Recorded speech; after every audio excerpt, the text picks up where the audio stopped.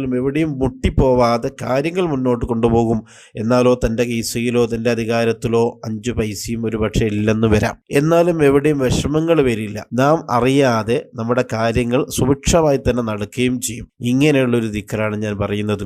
അതേതാണെന്നറിയോ? മഹാന്മാർ രേഖപ്പെടുത്തി വെച്ചു, ഒരു മനുഷ്യൻ മൻ ഖാല ഫീ കുല്ല യൗമിൻ, എല്ലാ ദിവസവും അവന് ചൊല്ലണം. എങ്ങനെ?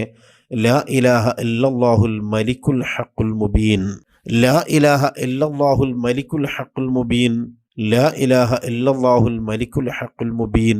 ഇത് എല്ലാ ദിവസവും അവൻ ചെല്ലണം. ഫീ കുല്ലി യൗമിൻ മിഅത മറ എന്ന, എല്ലാ ദിവസവും 100 പ്രാവശ്യം ചെല്ലണം. മറ്റൊരു റിപ്പോർട്ടിലുള്ളത് മിഅത അൽഫ മറ എന്നും കാണാം. ഒരു ദിവസം അവൻ ചെല്ലേണ്ടത് 100,000 എന്നും കാണാം. അത് വല്ലാതെ വിഷമമുള്ളവർക്ക് അങ്ങനെ ചൊല്ലാം. സാധാരണ രീതിയിൽ ചൊല്ലിപ്പോരുന്ന ഒരാൾക്ക് 100 പ്രാവശ്യം തന്നെ ധാരാളമാണ്. 100 പ്രാവശ്യം എല്ലാ ദിവസവും ലാ ഇലാഹ ഇല്ലല്ലാഹു